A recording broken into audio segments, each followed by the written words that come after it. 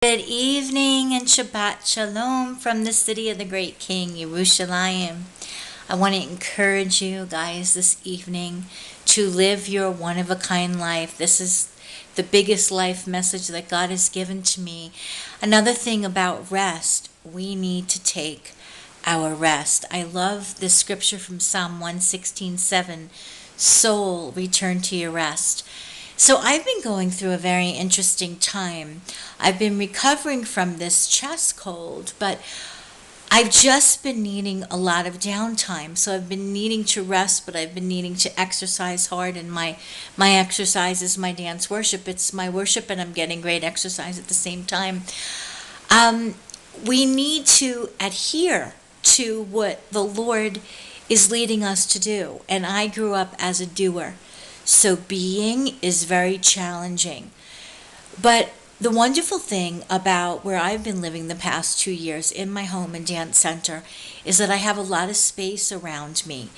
And that has contributed so much to my personal growth, just having that physical space around me. It has been a supercalifragilistic time of growth, exponential, accelerated.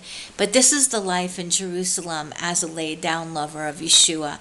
Not perfect, but one who is following after the Lord and who has made the Lord the center of their life, because that is the only option for me.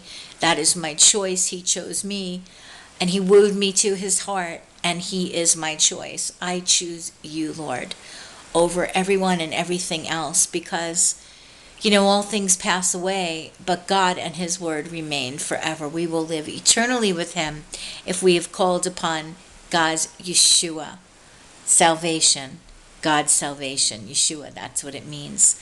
So being is very important.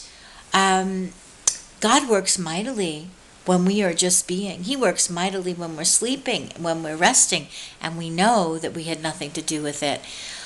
But we do have a lot to do with our destiny. We can hold ourselves back from our destiny if we don't follow after the Lord. And my heart is really to encourage you, for those of you who are stuck and feel like you just can't move forward. We're not victims, and the victim thing is a very dangerous place. We may have been when we were 2 years old, but we're not victims as grown-up adults. We really need to make a choice. And it is a cycle. It's a nasty cycle, and we need to come out of it. We need to step out of that, what do we call it? The gerbil and the guinea pig. It's just that Ferris wheel or that merry-go-round or that gerbil wheel. We need to step off of that so that we can do something different for our lives. And I want to encourage you today that if you don't like your life, change your life. And no one can do that for you but you. So we have to become assertive in our lives. And I will tell you, assertiveness was very challenging for me. And boy, I'm in the land of assertiveness.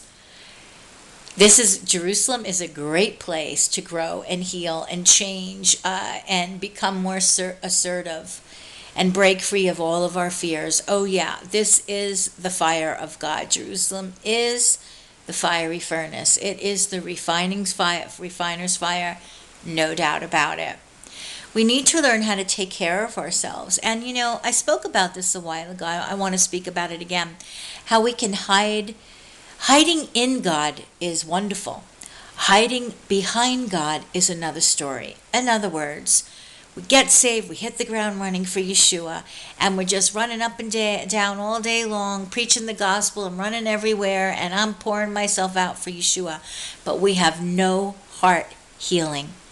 We can hide behind the Lord and hide behind doing everything for other people and never get on a healing path. And this is true for a lot of people. And I don't want to be one of those people, and I know that I'm not, because I know that not having a healing in my life, I know that not being on a healing path is not an option for my life. I want to be healed because I want to be genuinely compassionate